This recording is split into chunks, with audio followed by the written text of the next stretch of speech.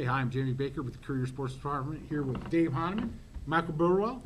I'm pinch hitting for Ted Raddick this week, who's on assignment, covering some soccer at Tiffin Columbian tonight. Well, let's start with those Findlay Trojans.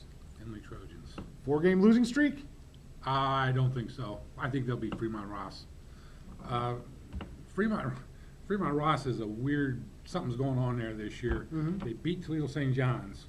Then they turn around and they lose to Oregon Clay, which track teams just don't do usually. They've had some key injuries. From what I understand, some kids may have left the team, they may not. They beat St. Francis by 1 point, so they're struggling now. The point I made in my picks this week is Findlay would rather go into the playoffs with a 1-game winning streak than back in with a 4-game losing streak. That's got to be the Yeah, but you know what? What? Fremont always gets up to play Findlay, so you can never. Loves to beat Findlay. This would make Fremont Ross's season. Yeah, no matter what. They've got 3 wins. If they get 4 Friday night, it would make their season. All right, let's talk a little bit about the other big game on the schedule with league implication of the line. Western Buckeye League, St. Mary's hosting Ottawa-Glandorf. That's the game Michael's going to, and tell us a little bit about that game. Yeah, this is going to be a pretty good game. If St. Mary's wins, they win the outright WBL title.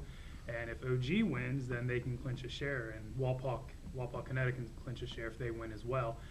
But, boy, this is going to be a hard-hitting game, probably pretty low scoring.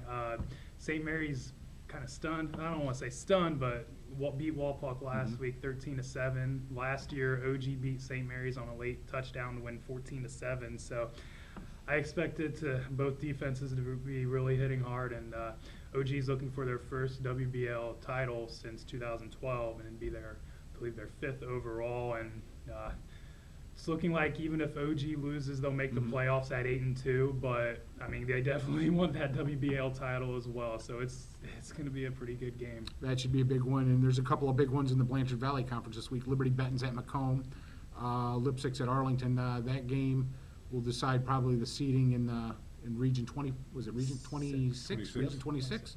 And then, of course, Patrick Henry going up for an unbeaten season at home against Wauseon when they can clinch the WOAL outright. So that'll wrap up Week 10 of the Courier Chalk Talk. You'll get all the print and picture coverage of all the games Friday night and Saturday's Courier.